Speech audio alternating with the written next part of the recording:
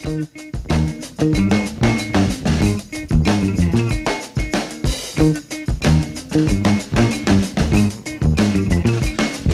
yourself. Okay, for the next dish now, we're doing the pig's head and cheek terrine. This is in the raw state, this is in the butchered state. Obviously, pig's cheeks, 2 cheeks per pig.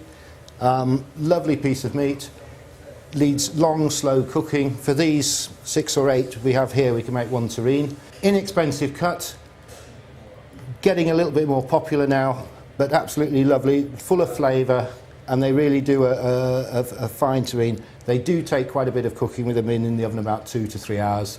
But again, it's what goes into it. Absolutely stunning. Okay, so here we are. We're going to start the pig's cheek terrine. A quick look around the ingredients. We've got the pig cheek we spoke about. We've got salt, olive oil, chopped thyme, and what we call a mirepoix, where we've got diced carrots, onions, celery, and of course garlic. As we're braising this, we don't need to peel and chop the garlic. Nobody really likes chopping garlic, so we'll just leave it whole. It'll disintegrate in the oven. It's in there for 2 or 3 hours. It'll be fine.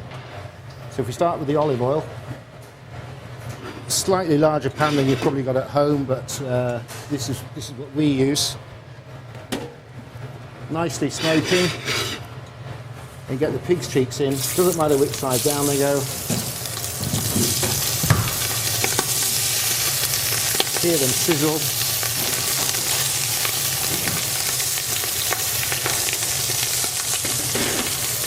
Then of course season them with just a little of the Maldon salt. When they're taken on a little bit of colour,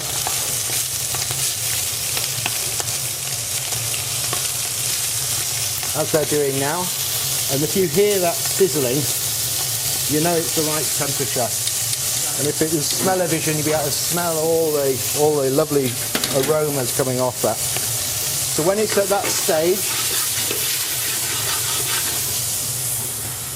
add the garlic. Add the garlic cut side down.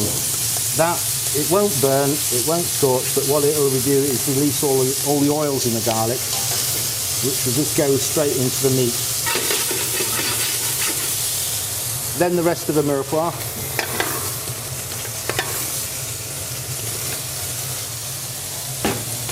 And again, a little bit more salt.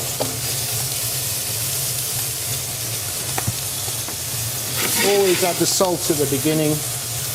You don't get the same effect if you add it at the end. It just doesn't get into the meat.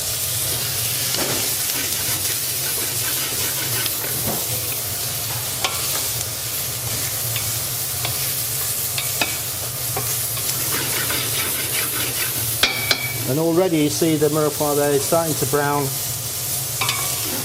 That will do 2 things. That will actually release the sugars from the vegetables, and it will also add more colour. When you add the stock, it'll add more colour to the stock. So when you're finished with it, we use the stock to actually help set the terrine, or what we call a roulade as well. We can either do this in a terrine, or you can actually roll it in blanched leeks, for example, to give it a sort of cylindrical shape. So you don't necessarily have to adhere to the actual recipe. You can adapt it in many, many ways. Once it's coloured a little bit more, what we'll do then is add the thyme to it.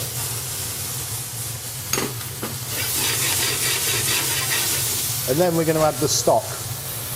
Okay, the stock, this is a mixture of veal bones and roast chicken carcasses. The veal bones are roasted with a mirepoix, tomato puree and chicken bones. And this we put on, we probably use 10 kilo of bones, 3, maybe 4 times a week. So we're getting through 40k of veal and chicken bones a week for our stocks. And with it then, once it's been cooked for 24 hours, we pass it, what we call pass it, put it through a sieve, into pans, reduce it down. That's our basic stocks. That's what we use. It's known as a fond de cuisine. It's a foundation of cooking. Now into that, be careful of course, because you're going to get a lot of splashback.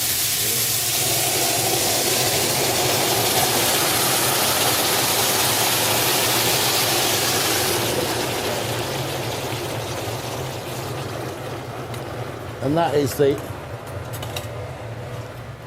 the basic braisage. And again, if it was smell-o-vision, you'd be able to smell it all as well. So with that, then we're going to put that in the oven. And the oven's on around about 250 degrees Celsius. And that we leave uncovered in there.